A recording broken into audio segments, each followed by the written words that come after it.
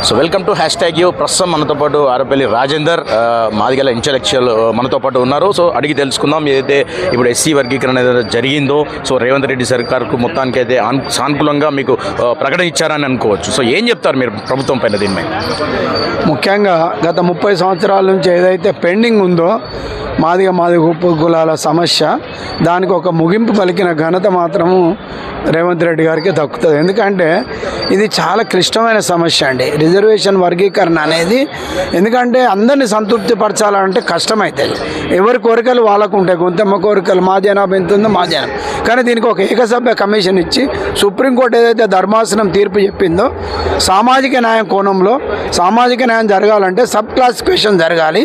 Article 14, article 15(4), article 16 ప్రకారంగా equal opportunity సమాజంలో అన్ని వర్గాలకు జరగాలంటే సబ్ క్లాసిఫికేషన్ చేసుకోమని సుప్రీంకోర్టు ధర్మాసనం రాష్ట్రాలకు అధికారం ఇచ్చింది, రాష్ట్రాలకు హక్కు ఉన్నదని చెప్పింది. దానికి సానుకూలంగా మరి గౌరవ ముఖ్యమంత్రి గారు ఇమ్మీడియట్గా సానుకూలంగా స్పందించి అసెంబ్లీలో ప్రకటన చేసి ఏకసభ్య కమిషన్ వేసి దాని యొక్క లెక్కలు తీసి ఆ కమిషన్ రిపోర్ట్ తెప్పించుకొని అసెంబ్లీలో మరి ఏకగ్రీవంగా తీర్మానం చేసి బిల్లు రూపకంగా తీసుకురావడం అనేది గొప్ప చరిత్ర. ఇది ఆయన చరిత్ర పుటలలో నిలిచిపోతారు. ఇది ఒక సామాజిక న్యాయానికి మరి February 4th అనేది సోషల్ జస్టిస్ డేగా కూడా ముఖ్యమంత్రి గారు అసెంబ్లీలో ప్రకటించింది. కాబట్టి ఆయన పూర్తిగా మేము హృదయపూర్వకంగా మాదిగ మేధావులే కాదు, మాదిగ ఉపకులాలు అంత సమాజం అంతా కూడా హర్షిస్తున్నది. ధన్యవాదాలు తెలియజేస్తున్నాము, కృతజ్ఞత తెలియజేస్తా ఉన్నాము. సో ఎస్సీ వర్గీకరణకు సంబంధించి ఏదైతే సానుకూలంగా వచ్చిందని మీరు అనుకుంటాం, ఈ ఉపకులాలు కూడా అన్ని సానుకూలంగా ఉన్నాయనుకోవచ్చా? ఎందుకంటే ఇది ఎవ్వరు కూడా వ్యతిరేకం అనుకూలం చేయలేదు. ఏకసభ్య కమిషను వాళ్ళ జనాభా ప్రకారంగా తీసిండ్రు. గ్రూప్ 1లో 1,70,000 మందిని వేశారు 15 కులాలతోటి. గ్రూప్ 2లో ఏం చేశారు, 18 కులాలతోటి మాదిగ ఉపకులాలను పెట్టారు.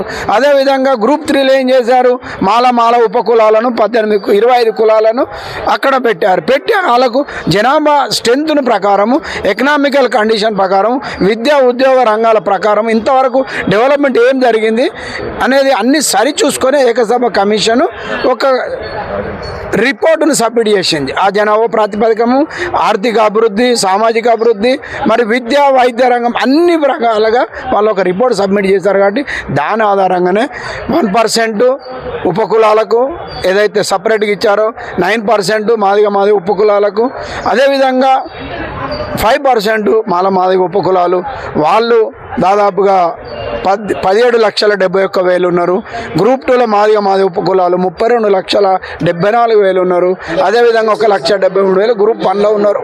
కాబట్టి అందరికి కూడా సమానంగా న్యాయం జరిగింది. ఏమన్నా ఒక 1% అటు ఇటు ఉంటే ఉండొచ్చు మనుషులు, కాబట్టి 99% అయితే న్యాయం జరిగిందని ఒక మాదిగ మేధావిగా నేను ఒక 30 సంవత్సరాల సర్వీస్లో వందల వేల ఫైళ్ళు చూశాను. సో దీనికి అంతటికి కూడా కారణము మరి రేవంత్ రెడ్డి గారు ఒక కమిట్మెంట్ తోటి, డెడికేషన్ తోటి తీసుకొని కమిషన్ వేసి మరి మినిస్ట్రీ సబ్ కమిటీ వేసి ఇవన్నీ కూడా చేయడం అనేది చిన్న విషయం కాదు. క్లిష్టమైన సమస్యను పరిష్కరించండి మాత్రం మేము పూర్తిగా నమ్ముతున్నాం. ఇంకేమైనా చిన్నవి ఉంటే భవిష్యత్తులో డెఫినెట్గా గౌరవ ముఖ్యమంత్రి రిప్రజెంట్ చేస్తాం. రిజర్వేషన్ పెంచాలని అడుగుతాం 18%, అందులో మాదిగల ఒక వాటా కూడా పెంచాలని కూడా మేము అడుగుతాం. కాబట్టి దీన్ని ఇంతటితో ముగింపు పలికి మాలలు, మాదిగలు, మొత్తం దళితులంతా ఐక్యంగా పోరాటం చేసుకొని ఐక్యంగా ఉండి రేపు రాజ్యాధికారం వైపు అడుగులేయాలి. మనం ఇంకెంతో అభివృద్ధి చెందాల్సింది కాబట్టి అందరం కలిసి ఉండాలని మరొకసారి విజ్ఞప్తి చేస్తాం. మీ యొక్క పోరాటం 1994లో స్టార్ట్ అయింది అనుకోవచ్చు. దాదాపు 30-35 ఏళ్ళను పోరాటం సాగుతుంది. సో ఈ పోరాటంలో సాగుతున్న ముందుంది మందకృష్ణ మాదిగ చాలా కృషి చేస్తారని ఇందాక మీరే చెప్పడం జరిగింది. సో ఇదే అంశం చూసుకుంటే మందకృష్ణ మాదిగ 7% నుంచి 11% జరగాలని చెప్పేసి కొంచెం అన్యాయం జరిగిందని కూడా కొన్ని వ్యాఖ్యానించడం జరిగింది. దీన్ని ఎట్లా చూడొచ్చు? ఒకటండి, డిమాండ్స్ ఆల్వేస్ ఉంటాయి. మనం 11 అడగచ్చు, 10 అడగచ్చు, 12 అడగచ్చు. కానీ ప్రభుత్వము కమిషన్ చేసింది.